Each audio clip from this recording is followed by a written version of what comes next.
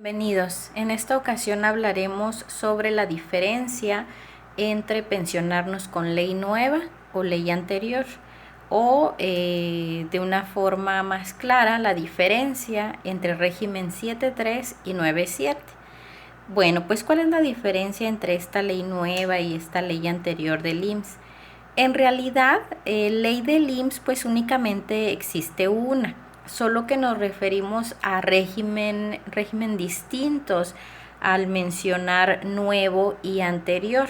Cuando mencionamos nuevo, estamos hablando de la gente que empezó a cotizar después del 1 de julio del 97. Y cuando hablamos del anterior, pues hablamos de toda la gente que cotizó antes de esta fecha, ¿verdad?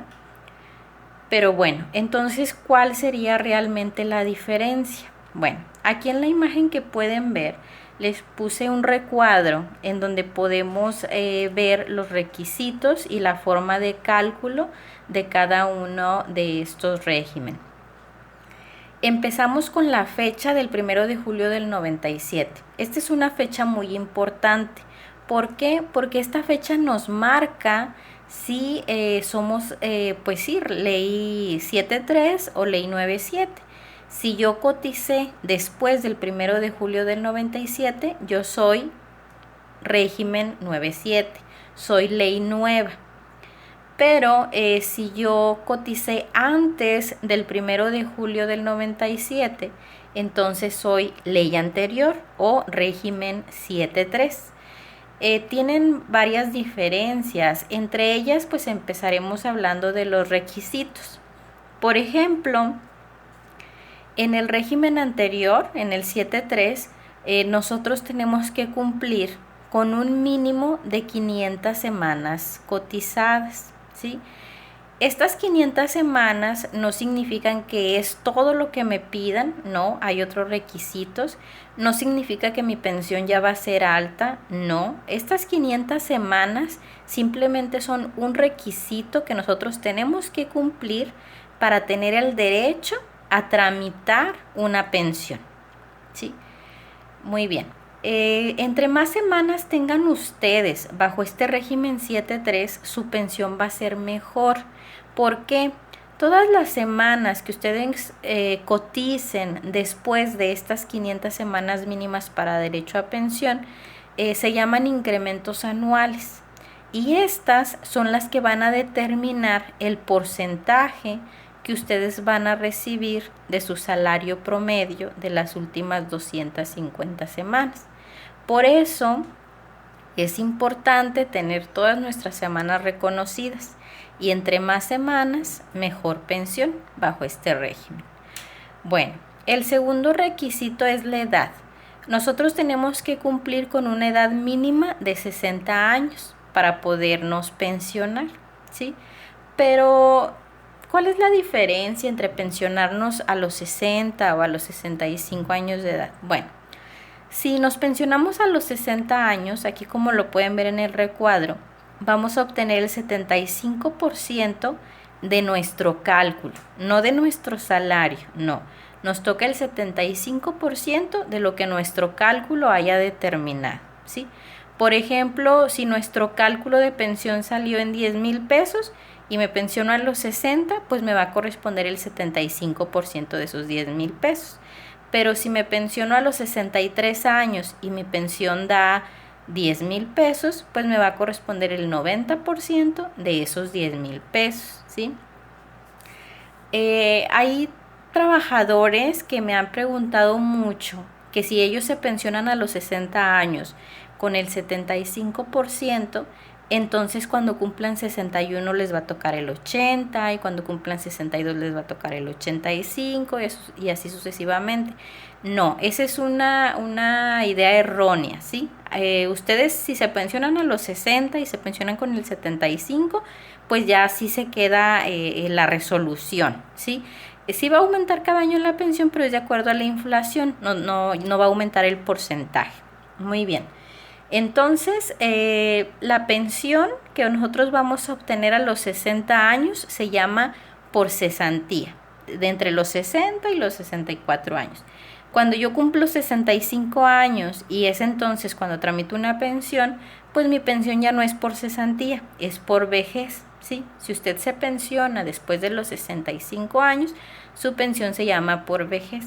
La diferencia entre una pensión de cesantía y de vejez, pues es simplemente la edad, ¿sí? Y bueno, aquí pueden ver la tabla de los porcentajes. Les voy a dejar unas ligas de otros videos en donde ustedes van a poder ver a detalle esta tablita de porcentajes, van a poder ver a detalle la conservación de derechos y un cálculo de pensión régimen 7.3 paso a paso. Bueno, el tercer requisito pues es estar cesante de trabajos remunerados. ¿Qué quiere decir esto? Que yo no debo de tener patrón cuando me voy a pensionar. Yo necesito tramitar mi baja antes de ingresar mi trámite de pensión. Si yo no hago esto, yo voy a ingresar mi papelería para pensión y me la van a negar porque tengo un patrón. Y bueno, el cuarto requisito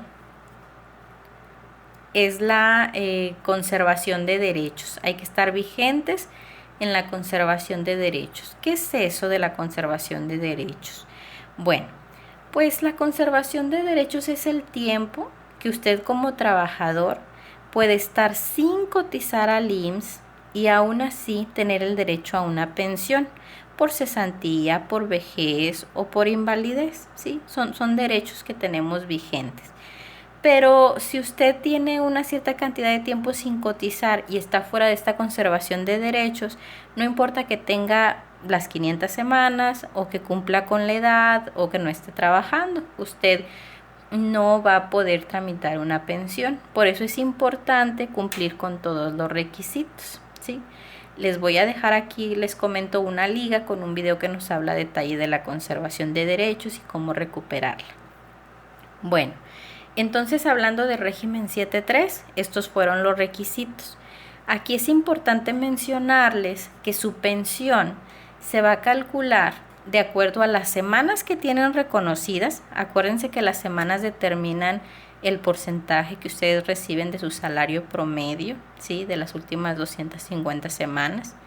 Y pues con su edad, ¿verdad? Porque pues la edad va a determinar el porcentaje del cálculo que recibimos, ¿sí? Bueno, entonces aquí solamente me gustaría dejar el comentario, ¿sí?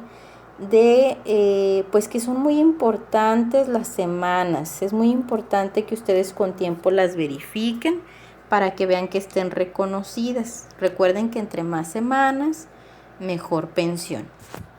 Cuando usted ingrese su trámite de pensión, como usted pertenece al régimen 7.3, usted va a tener derecho a elegir por cuál de los dos regímenes se quiere pensionar, 7.3 o 9.7.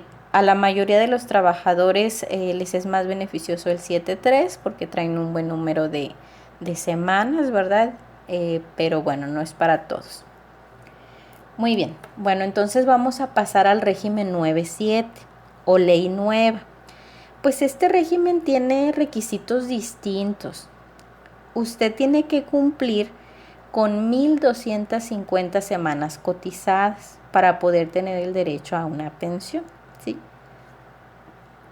Aquí yo les puse entre paréntesis 750. ¿Qué quiero decir con eso? Bueno, cuando el trabajador no reúne las 1.250 semanas, ¿sí?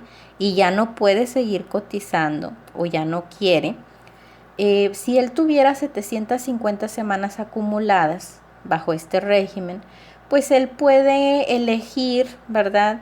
Tener el servicio médico vitalicio. No va a tener una pensión vitalicia, pero puede tener el servicio médico, ¿sí? Entonces es una buena opción para las personas que no reúnan las 1.250 semanas.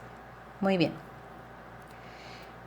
Usted se puede pensionar a partir de los 60 años de edad, solo que bueno, aquí este régimen sí nos tiene permitido una pensión anticipada, es decir, puedo pensionarme antes de los 60 años, pero bueno, tendríamos que reunir una cierta cantidad de monto en nuestra cuenta individual, en nuestra Afore, y sería muy difícil que alguien alcanzara esta opción. Hay que estar cesante de trabajos remunerados y bueno, ¿cómo nos vamos a pensionar? Bueno, pues nos vamos a pensionar con una cuenta individual, con lo que tenemos acumulado en Afore. Nos podemos pensionar por retiros programados o por renta vitalicia. ¿Qué es eso? Pues la renta vitalicia es una mensualidad vitalicia, una pensión vitalicia. Y los retiros programados, bueno, ahí se prorratea nuestro saldo de Afore en la esperanza de vida. Usted puede elegir cualquiera de estas dos opciones. Bueno, pues aquí les comenté rápidamente la diferencia entre estos regímenes. Pueden ver más a detalle cada uno de estos requisitos dentro de este canal en los diferentes videos. De hecho, les voy a dejar algunas ligas para que puedan verlos. Y bueno, si ustedes pertenecen al régimen 7.3, los invitamos a contactarnos para que juntos pues podamos buscar alguna estrategia para aumentar tu pensión y bueno, llegar al momento ideal de retiro, ¿verdad? Muy bien, pues me dio gusto saludarlos. Cualquier duda estamos a sus órdenes y nos vemos o nos escuchamos en el próximo video. Gracias.